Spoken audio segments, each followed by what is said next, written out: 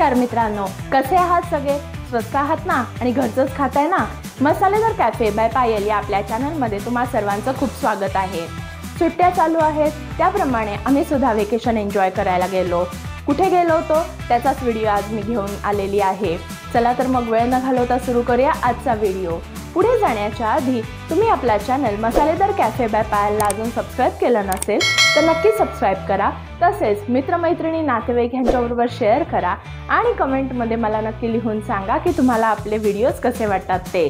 चला तर मग वेळ न घालवता सुरू करूया आजचा व्हिडिओ। हॅलो फ्रेंड्स, कसे आहात सगळे? स्वस्त आहात ना?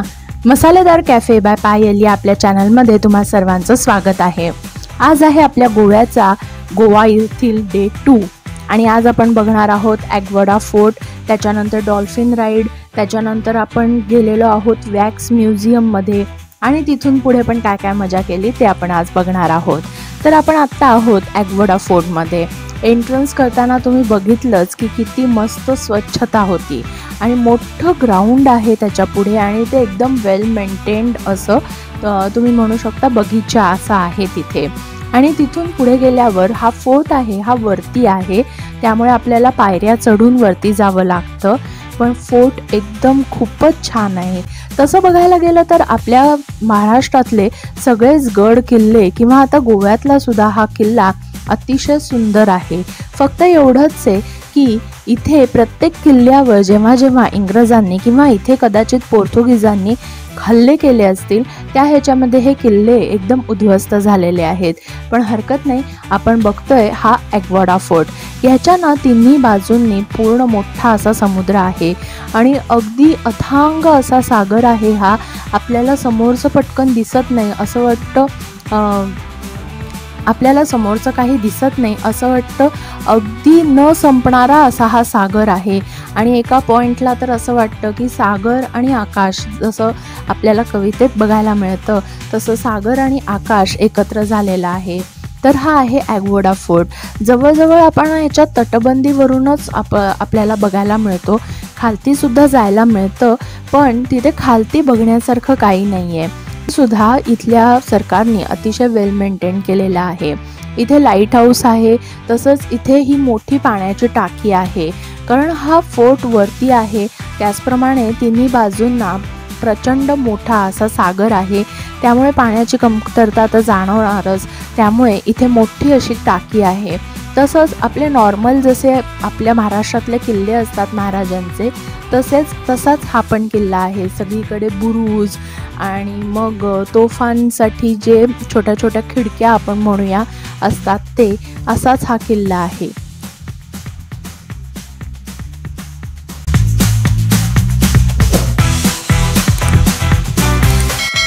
आणि आज आम्ही हे बघायला गेलो खरं, पण खूप गर्दी होती, म्हणजे खरोखरीच लोक एवढा ऑफ सीझन असून सुद्धा प्रचंड प्रमाणात आलेले होते।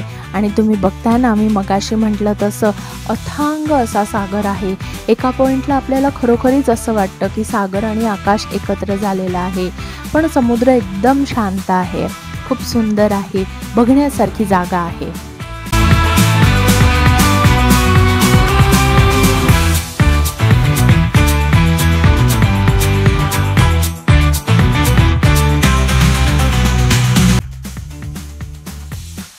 इथे जसं मी म्हटलं तसं पाण्याची टाकी आणि लाईट हाऊस सुद्धा आहे, पण सध्या लाईट हाऊस वर्किंगमध्ये नाही, चालू स्थितीत नाही।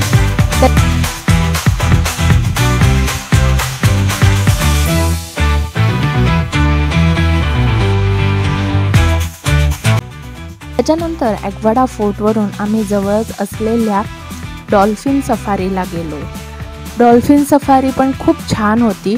मी most of the dolphins capture करण्याचा प्रयत्न केलेला आहे, पण त्या खूप हव्या आपल्याला एक्सपेक्टेड असलेल्या तेवढ्या वरती येत नाहीत, पण तरीसुद्धा कॅमेरामध्ये कॅप्चर होतील इतक्या त्या व्यवस्थित वरती आल्या आहेत, त्यामुळे तुम्ही ह्याचाही आनंद घ्या।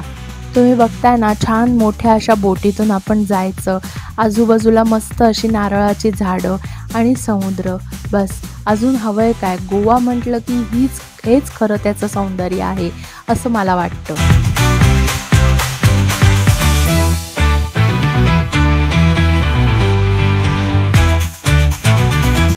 तुम्हाला इथे दिसलं असेल एक छोटासा डॉल्फिन थोडासाच वरती आला होता, म्हणजे मे बी तो छोटा नाही आहे पण तो थोडासाच वरती आला होता, पण छान असं आम्हाला बऱ्याचदा त्यांनी दर्शन दिलेलं होतं। आणि तसं बघायला गेलं तर आम्ही खूप बऱ्याच आतपर्यंत गेलो होतो, त्यामुळे आम्हाला भरपूर डॉल्फिन्स बघायला मिळाले। आणि मला असं वाटतं की बघा इथे मी एवढ्याच क्लिप्स टाकलेल्या आहेत की जेवढ्या क्लिप्समध्ये आपल्याला डॉल्फिन्स दिसत आहेत तेवढ्याच क्लिप्स मी इथे टाकलेल्या आहेत। आणि हे आहे जेल।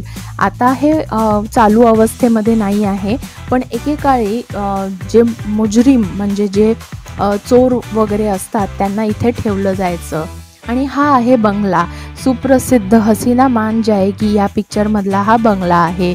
इथे त्या पिक्चरचं शूटिंग झालं होतं।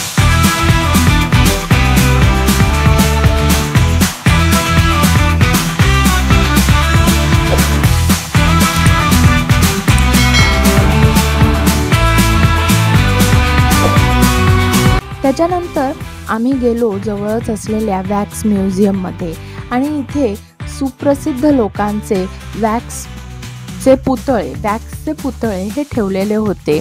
मग गांधीजी असतील, बराक ओबामा असतील किंवा अजून कोणी असेल, सगळ्या सुप्रसिद्ध लोकांचे वॅक्सचे पुतळे इथे ठेवलेले आहेत। आणि अतिशय म्हणजे आपल्याला एका फटक्यात कळणार नाही की हा वॅक्सचा पुतळा आहे। आपल्याला असं वाटेल की खरा माणूस इथे उभा आहे स्टॅच्यू अवस्थेमध्ये, असे हे पुतळे आहेत। खूप सुंदर आहेत आणि भरपूर पुतळे आहेत इथे, त्यामुळे मुलांना एक छान आपल्याला दाखवायचं असेल की एक्झॅक्ट माणूस हा कोण आहे, कसा आहे, तर तुम्ही इथे एक माहितीसाठी म्हणून नक्की भेट द्या।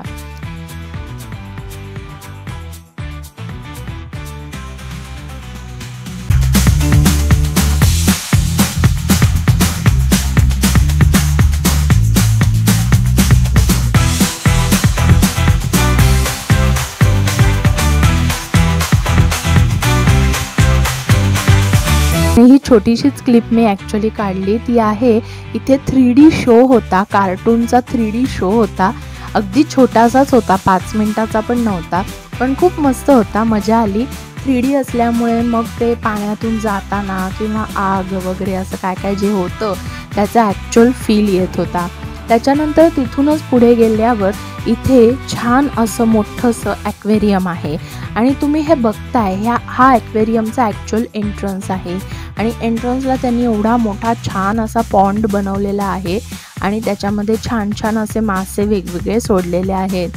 आता एक्झॅक्ट मला नावं यांची आठवत नाही आहेत, पण खूप सुंदर मासे हे होते आणि वेगवेगळ्या प्रकारचे मासे होते, म्हणजे कोई असतील किंवा गोल्डफिश असतील किंवा अजून त्याच्यातले पण काही प्रकार असतील, तर अशा वेगवेगळ्या प्रकारचे मासे इथे यांनी ठेवलेले होते।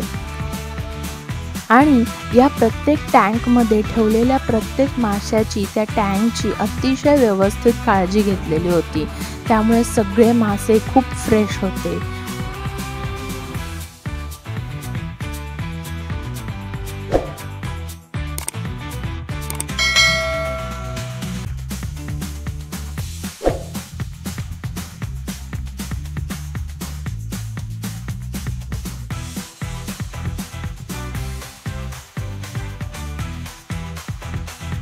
तुम्ही बघितलत ना हा मासा कसा इतका सुंदर, मला इतका आवडला ना, मस्त झोपला होता आणि डोळे कसे आहेत म्हणजे त्यांचे, खरंच देवाची एकदम करणीच वेगळी आहे, आपण एक्सपेक्ट पण करू शकत नाही अशी आहे। तर असा होता आमचा गोव्यामधला दुसरा दिवस। याच्यानंतर आम्ही दुपारचं जेवलो, बाहेरच जेवलो आणि हॉटेलवर गेलो आणि हॉटेलवर मग चहा, संध्याकाळचा नाश्ता, रात्रीचं जेवण हे सगळं आटोपलं आणि असा सुंदर असा आमचा हा दुसरा दिवस होता। आम्ही तो खूप एन्जॉय केला, तुम्ही पण एन्जॉय केलाच असेल नक्कीच आपल्या या व्हिडिओमधून। याच्या पुढचा पार्ट डे 3चा आपण पुढच्या वेळेला बघणार आहोत। तोवर तुम्ही असंच आपल्या चॅनलला प्रेम देत राहा, शेअर करा, सबस्क्राईब करा, नातेवाईकांबरोबर, मित्रमैत्रिणींबरोबर शेअर करा आणि कमेंटमध्ये मला नक्की सांगा की तुम्हाला आपले व्हिडिओज कसे वाटतात ते। तोवर बाय।